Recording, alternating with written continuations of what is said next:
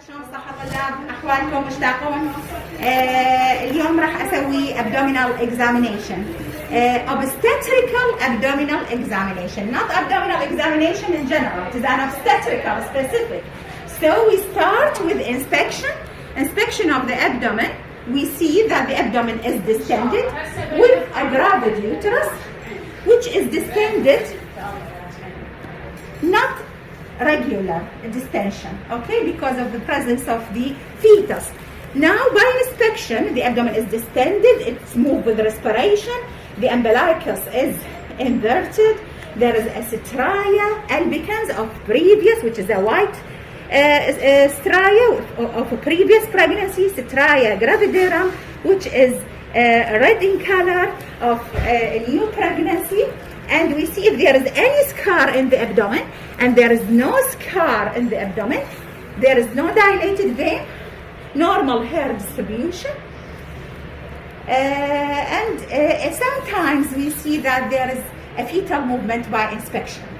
Now the second examination is by palpation. Palpation in obstetric, we need to examine and palpate the uterus. Starting with the first thing in abdominal examination is the gestational age. How we assess the gestational age? From the level of the uterus symphysis fundal height measurement. This is the Zephysterna. So when the uterus is at the level of Zephysterna, it is about 36 weeks. And when it is at the symphysis pubis, it is about 12 weeks. And when it is at the level of the umbilicus, it is about 22 weeks. And we can divide the area between the umbilicus and symphysis pubis into 3/3. First third here is about 14 weeks, and here is about 18 weeks, and here is about 20 to 28 weeks. From the umbilicus to Zephysternum, also we divided into 3/3. First third is 28, 32, and 36. And when there is an engagement of the fetal head, so if the fundal height will be less than 36, lower than Zephysternum by 2 centimeters, about 2 fingers, because of the head engagement. Now, we assess the gestational age, and we can use a tape measure for the measurements of symphysis fundal height. We put the, you have a tape measure? We don't have. We put the tape measure from the symphysis pubis from the fundal height until symphysis pubis, and we see if it is equal in centimeters to 36, 34, 31, 32. This is the Zephysternum, and this is the fundal height. So the distance between symphysis pubis and fundal height is about 4 cm. It means that the head is engaged. Okay? We can palpate the uterus, and we put the tape measures like that, and we assess until the symphysis pubis, and we assess the distance in centimeters. Each centimeter equal to week of gestation. Okay? So when the fundal height is less than the expected gestational age, when it is less than the gestational age, it means that we put in our mind, first of all, a wrong date. The patient may have a wrong date. Second one is the abnormal lie. It could be transverse or oblique lie. Third one, it could be an intrauterine growth restriction. So the fetus is smaller than gestational age. And the fourth one is oligohydramnios. Because of the oligohydramnios, the uterus will be less than the gestational age, or where there is a fetal death. When there is a fetal death, the uterus is becoming smaller and smaller in size. So these are the causes of small when the uterus is less than the expected gestational age. When the uterus is larger than the expected date of gestation, it means that either it is a wrong date also, and the second one is polyhydramnios. قلنا oligohydramnios. Now we say could be polyhydramnios or big size fetus, not the average size, big fetus, and the uterus will be more than the expected date of gestation. And in other things is multiple pregnancy. It means it may be a multiple pregnancy, so the abdomen will be, the uterus will be larger than the expected date. And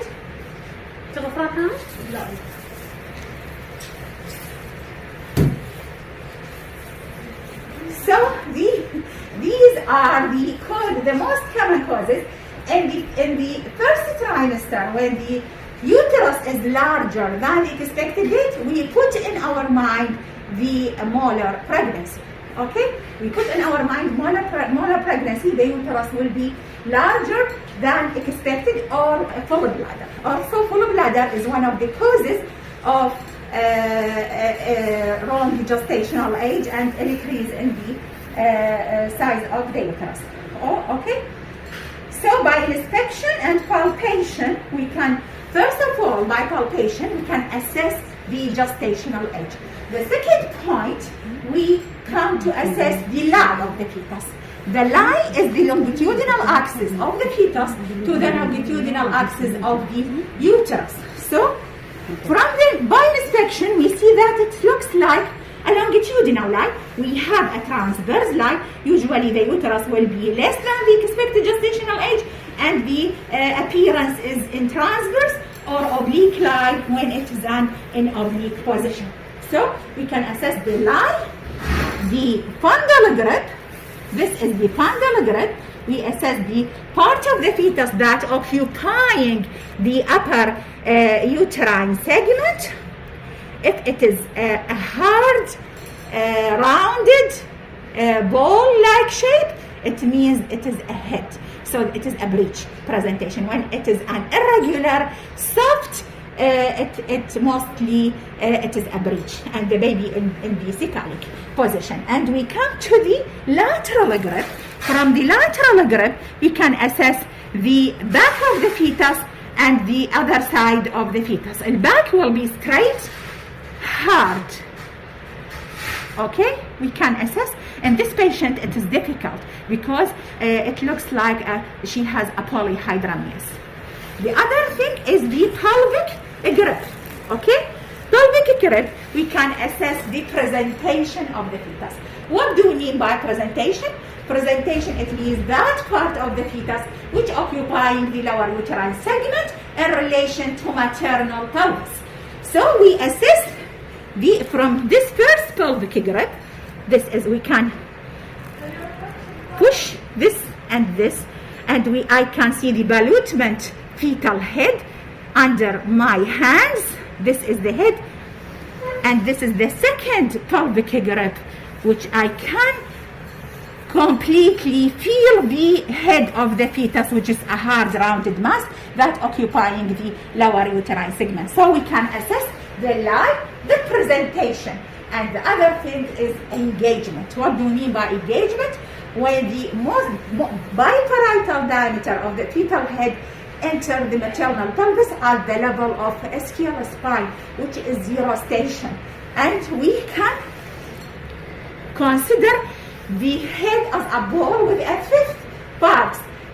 So when we feel only 1/5 of the fetal head or 2/5, it means that the head is engaged. It passes the pelvic brim. When my hand can go below the fetal head, it means that the head is completely unengaged and the head is floating. And in this patient, the head is floating. I feel the head is not fixed to the pelvis. It can be moved, and my hand can go below the head of the fetus. So the head is not engaged. Okay, so the second point, we can see the engagement from the pelvic examination. By palpation also we can assess the fetal size. from the palpation and inspection if the fetus looks large or small or an average. And in this lady, the fetus is slightly larger than it should be. It looks like a big baby, and I can estimate the body weight of the fetus from palpation. The average fetal weight is 3 kilo, and it could be more than 3.5. It means it becomes a big baby, 4 kg, and sometimes above the 4 kg. So I can assess the size of the fetus by palpation, and I can assess if the fetus is single or multiple. If I feel the abdomen is larger than the expected date, and I feel a multiple fetal parts, more than one head, more than one breech, it means that there is a multiple pregnancy. So the other point, by palpation we can assess the multiple pregnancy, and the other things we can assess the polyhydramnios and oligohydramnios. If I cannot feel any fetal parts, difficult, and I feel the baby is like swimming, so it means that there is a polyhydramnios. In oligohydramnios, usually the uterus is smaller and tense and difficult, very difficult to feel any fetal parts. This is an oligohydramnios. So I can assess the oligohydramnios and polyhydramnios. The other point, I can assess the fetal viability by abdominal palpation, because I can feel the abdominal movement when I examine the patient. Sometimes I can feel the fetal movement. Also, I can assess the fetal viability by inspection, and sometimes the fetal movement can be seen by inspection. Okay? The other point, by palpation, abdominal palpation, we can assess uterine contractions. We can assess if the patient is in real labor or not by putting our hand on the uterus, and we calculate how many times that there is a uterine contraction, when the uterus becomes contracted, tense, and when it is relaxed. I can measure by the watch and see the time of each uterine contractions and the frequency and intensity. As you know, the labor is a process of expulsion of the fetus, placenta, and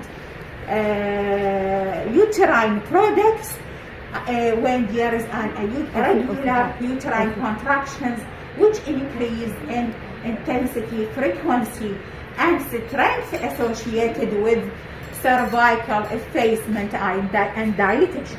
Okay. Now, the other part of examination is by hearing the fetal heart. And now we are going to listen to the fetal heart and assess the activity of the fetus from the fetal heart by hearing the fetal heart, if it is a tachycardia, bradycardia, if there is a fetal distress, if there is any dipping in the fetal heart, or acceleration of fetal heart. Deceleration or acceleration. Okay. The fetal heart by CTG, cardiotocography. We put the stethoscope,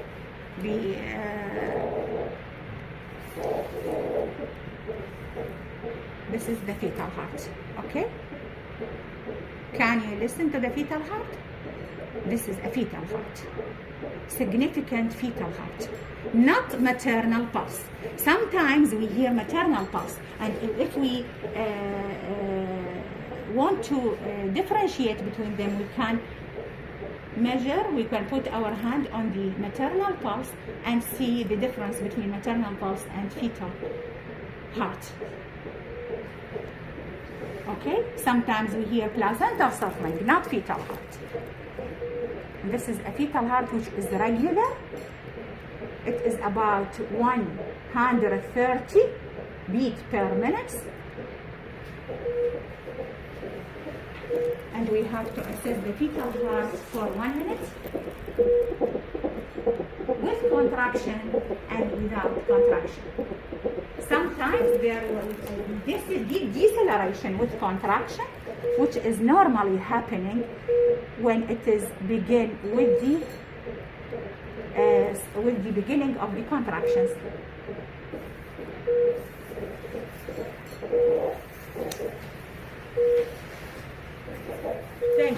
Thank you for all.